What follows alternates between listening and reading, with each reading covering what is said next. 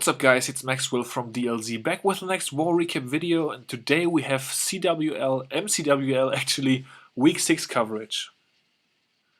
And we were facing off against exKnights. Of course the breakdown was the usual one for the MCWL with 3 Town Hall 11s, 9 Town Hall 10s and then all the rest Town Hall 9s in this 30 versus 30 war.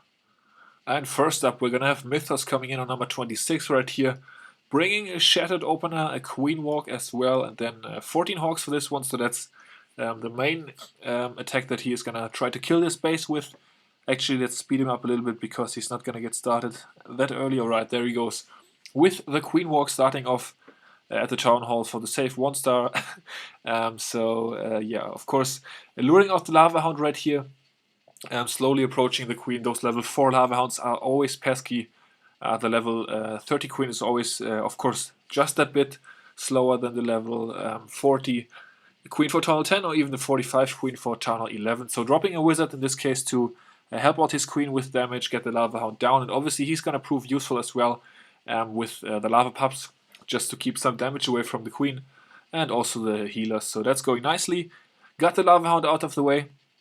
And now he's moving in with his 2 Golems right here. One way to create a funnel on that army camp right there, drops 2 Wizards in on that elixir storage just to get that out of the way a bit quicker, because the bowlers need to take that perfect path straight towards Mortar and yeah, right into the core towards enemy Queen.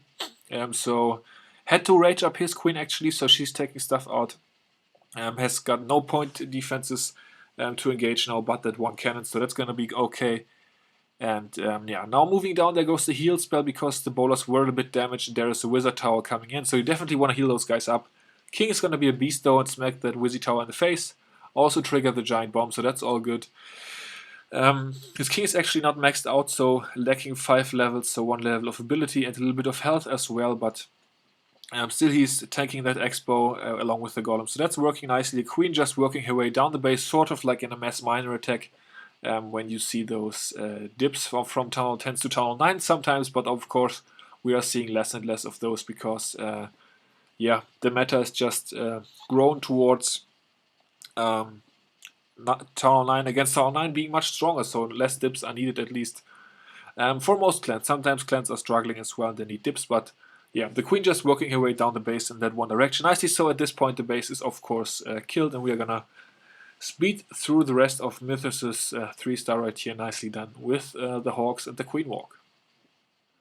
And then we have Rob Fighter coming in for this next one right here, with actually a mass Hawk attack, so that's interesting as well. Starting at the bottom, there's a P.E.K.K.A. and the Balloon in the CC, so that's pretty interesting. Gonna drop the Poison spell to kill the Balloon, and then the P.E.K.K.A. is gonna take a couple of chops at that Golem, but the Poison is slowing him down, so that's good news, because the P.E.K.K.A. that way is just gonna yeah, not get as many shots of enemy Queen, is also locked onto the Golem, so that's all good. She jumped outside the wall, so that's nice because the King is going to be able to smack her in the face. The usual baby dragon that we see with the Golem opener and the Mass Hawk attack, because yeah, that just helps out with damage on those defensive Clan Castle troops. In this case for the P.E.K.K.A. it wasn't really needed, but this was a fresh hit, so he didn't know about the Clan Castle, so it was certainly nice to have the baby dragon there to assist, and it's gonna take care, or it already took care of a couple more buildings as well. So Hawks coming in now. First heal spell is down, the first bomb has already been triggered, there goes the second bomb. So the first heal spell actually covering 2 of those initial bombs, which is nice. As I said, fresh hit here right here, so he didn't know about those bombs, but so that was good. And Tesla farm popping near the Town Hall right there, so nice place for a Tesla farm I'd say, but he is going to be able to take that out. Couple of skellies on his Hawks, but a bunch of Hawks survived the procedure, so at this point it's obviously just cleanup. So nice mass Hawk attack right here by Rob, getting it done. And the Queen actually survived as the most valuable cleanup unit, if you can have her. Actually ability swag as well and the heal swag, so very nice attack by my man Rob right here. And then we have Haze Buster coming in on Tomino for actually the 3rd Hawk attack of this war. So DLZ crushing it with the Hawks, so since everybody's gearing against air, I guess Hawks are making sort of a comeback. Well, I guess they were never really gone, unless you want to call those 2 or 3 weeks that we had with the super strong balloons now Hawks disappearing. In that case, they are making a comeback, but yeah, since a lot of guys obviously are gearing against air attacks, as you can see right here again with all those air defenses in the core and difficult to access. Hawks attacks are more viable again, so only one golem in this case, and the queen walk with 3 healers, so that's gonna give Hastebuster a bunch of hawks. Interesting CC right here, a couple of minions, a balloon and the dragon. So yeah, obviously pretty chill to deal with if you get the queen walk.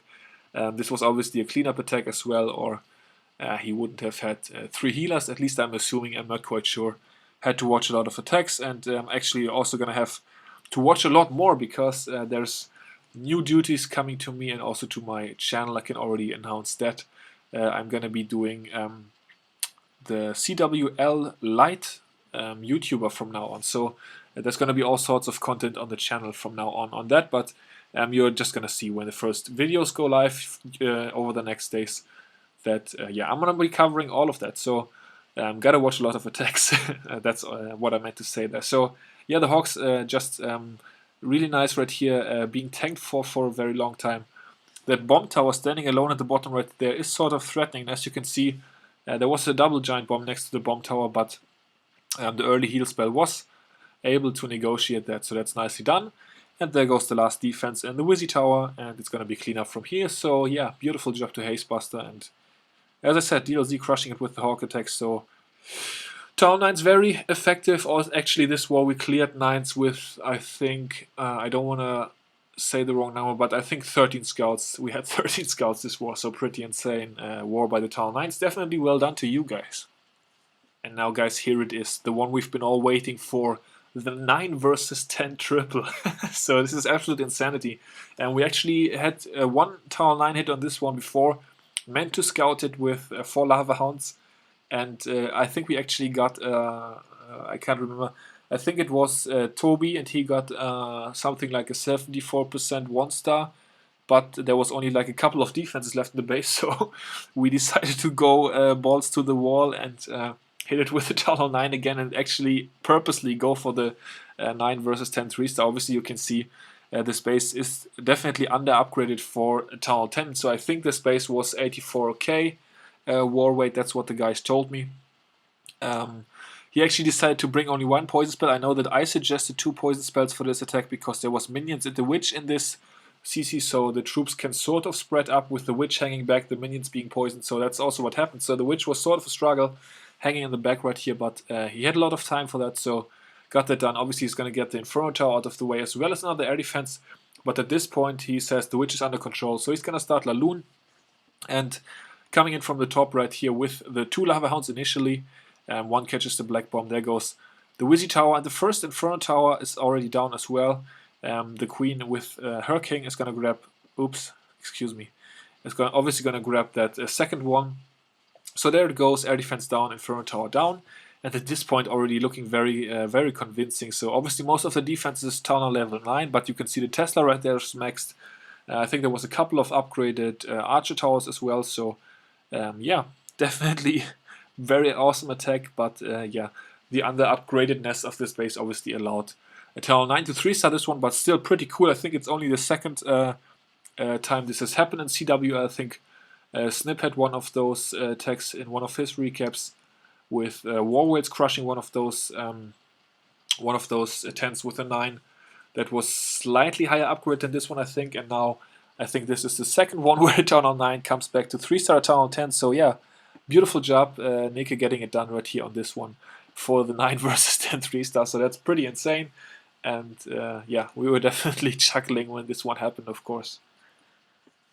And up next we have Tamo once again with his account where he thought it was funny to give it an Arabian name for this one, coming in right here for the next 10v10 3-star, so only one number up, so definitely still a base that is relatively low in weight, but of course that's the basis you are gonna get 10v10 3-stars the most often on, unless you have a base with a bad layout, but that wasn't really the case. Only the lower weight of this one was able to make it happen. So the Queen is meant to get the Inferno Tower right here, but things went sort of strange a little bit, so the Queen kind of went around towards the Dark Barracks, then decided to grab the air defense. Luckily the Wizard up there is still doing work on the funnel, so getting that archer tower out of the way, but the queen is actually going to miss the Inferno, so that's going to be sort of a bummer. It's going to be left standing, but luckily it's only level 1, so the wall breakers have been perfect. There goes king with the bolus in behind. The golem is obviously in front, so Lava Hound in the CC, that's why he decided to suicide this queen. I know that we had 2 or 3 attacks on this base as well, so definitely knew how to do things, although the queen went sort of crooked this time. Still able to make it work in this case. There goes the Lava Hound flying onto that air defense. Loons now coming in. Perfect balloon spread right here, so very nice deployment, but we all know that Tamo is just a beast with his Laloon deployment, so doing very nice on that, and yeah, just bringing the pain fairly quickly then in the end for a balloon attack. Gonna speed through the rest as the balloons are making their way through the base, so there go the last 2 Teslas, and then a bunch of balloons left to clean up that Inferno tower. The Lava Hound is still threatening to flap around the base and cause some distraction, but luckily the lava pups are all busy in different spots, so that was not able to stop him. And that was, yeah, the second 3-star on a Town Hall 10 in this war that was not caused by a Town Hall 11, so cannot call it 10v10 since the 9 got that one, but this was the second one. And would you know it, here he goes again, Tamo coming in one more time on number 10, so moving up in progression as far as the upgraded level, defensive level of the bases go. So for this one, definitely a little bit higher weight. I'm not quite sure what the exact weight on this one is, but as you can see, the wizard towers are 1 level below max. The archer towers look like they are 1 level below max as well. The cannons are maxed, but obviously that does not... oh, well, actually it does affect the space. Yeah, this was the one that just got absolutely demolished with the kill squad. So this was his second attack, I remember, as far as the progression goes. So coming in right here with the queen charge initially just to create the funnel for his golem and then bowler portion, so they are gonna come in towards the 3 o'clock corner. Also the queen is gonna body pull the clan castle and get that pesky dragon and baby dragon out of the way, who would of course otherwise be very, very threatening for his bowler skill squad. So golem now moving in with the beautiful wall breakers. There goes the Quattro Quaco, quaking everything open in the core, so a very, very big gap right there for the bowlers to move through. He's obviously going to engage 2 multi-infernos at the same time, so it's going to be sort of tough. Has 1 free spare for it though and another rage, so he's just going to say, hey, I'm going to go through this as quickly as possible and hope the bowlers survive, or as many bowlers as possible. The backhand is going to be killed with baby dragons in this case, because there was no air defense left on the backhand, so the queen noticed that, takes out 1 inferno, targets the second inferno right away. That's the queen we all know and love, right? With the perfect AI and stuff. And yeah, well, of course, that's not the queen we hear of most often, but in this case, worked out beautifully. So overkill right here by Tamo on this second one, with an even better attack than on the lower level weighted base. So yeah, beautiful job. 10v10 6-pack, so shout out to Tamo. Awesome performance, getting it done right here on number 10. And then we actually have Acqui coming in right here for our, I guess you can call it 4th 10v10, since the 9 versus 10 attack is also going to count. So I'm just going to call it 4th 10v10 from now on. You guys know that one of those was caused by a Town Hall 9. So yeah, coming in right here with the queen, war queen charge towards the 3 o'clock corner. This lengthy compartment right here along those lines is obviously just looking very juicy for a nice walk/charge, but as you're gonna see, things actually did not go perfect, because this initial part was definitely easy to identify for us, but after that it became sort of tough, so we're gonna have to look at that. I'm gonna, well, no, I guess I'm not gonna speed through. Actually, let's go 2x through the queen walk, since you guys all know how a queen walk goes, and this one was sort of slow, so let's go back to normal speed now, since this has taken quite a while already. So he's gonna kill the enemy queen now. A nice touch, only a poison spell needed, because there is no point defense on at this point.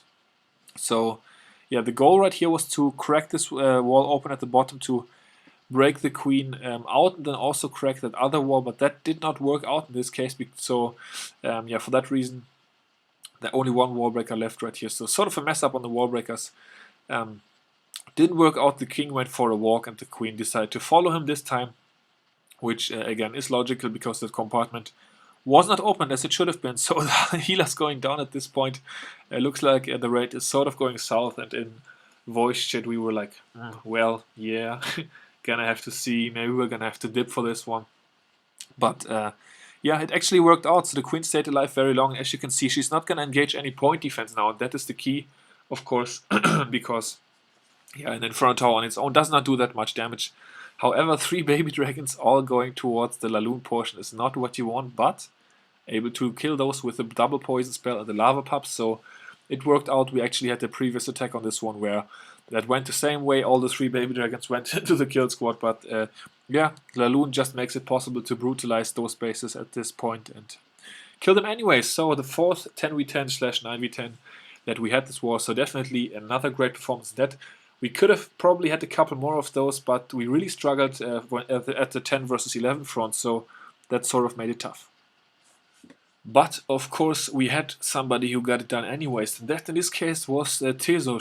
So shout out to my man Tezo. In case you guys don't know, he has a YouTube channel as well. He's probably gonna recap this war as well. So definitely check out his channel and drop him some love for this attack as well, because it's been a bit tough on him. He went up to Town Hall 10. He was Town Hall 9 for a long time. Obviously was maxed except his walls, and then went up. And in case you guys are not familiar with that, in the hardcore war scene, that means that you are going to sit out of war for weeks or even months if you don't want to spend a lot of money farming up just to get up to war standard. So that's what he's been doing, and now he's getting closer and closer to being ready for those matchups again. Actually, in this case, our opponents, as you can see, had some low-level Town Hall 10 bases, so that's why we were able to include Tezo with his lower war weight as well in this war. And it worked out because he got number 3 out of the way for us. So yeah, definitely a good attack, and I'm happy for him for the fact that he came back right here and got it done. Because yeah, been a little bit of a struggle ever since he went to Town Hall 10, because obviously everything is new. Town Hall 10 is so different from Town Hall 9. It's much more individual. Excuse me, it's not as individual. At least in our case, a lot of 10s are planning together, helping each other out, making plans together. So yeah, it's definitely a lot different. So nice jump spell right here, directing that golem to go towards the middle. There go a bunch of bowlers, as well as some from the clan castle with that max level giant, of course. They're all gonna make their way in towards the town hall right here, and gonna just be that raging bowl of boulders, I guess.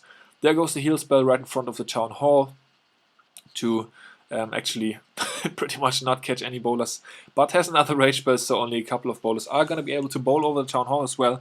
Has the percent already because he was able to snipe quite a few buildings in the beginning, as you could see, and now he's just got a couple of baby dragons and minions, which he's gonna use to snipe over here actually. So yeah, 56% in the end, so well done Tezo, nice attack on this one. And with that we are gonna check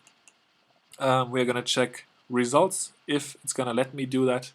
Thank you very much.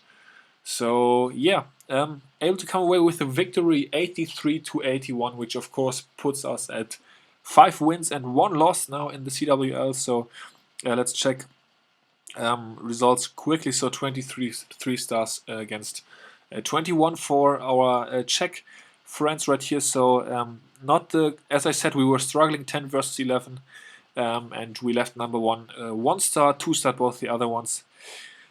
Couple of successful dips on number 4 and number 5.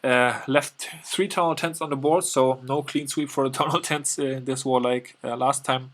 But still a pretty good performance, and our opponent, exKnights, sort of struggled with their time management. I think a lot of attacks late, but they 2-starred all our 11s, but then against our Town Hall 10s they were just sort of struggling. I think all their 3 stars on Town Hall 10s were actually dips, and shout out to Vieto for defending against 5 attacks. Actually, they left a Town Hall 9 on the board as well, so that was sort of tough. And yeah, so shout out once again to exKnights for the war. Thank you guys. Definitely had fun warring you, and looking forward to probably seeing you in the future sometime again as well. That's going to do it for MCWL Week 6 recap from DLZ, guys. We won once again, so feels good. Yeah, until next time, I will see you all later. Peace out.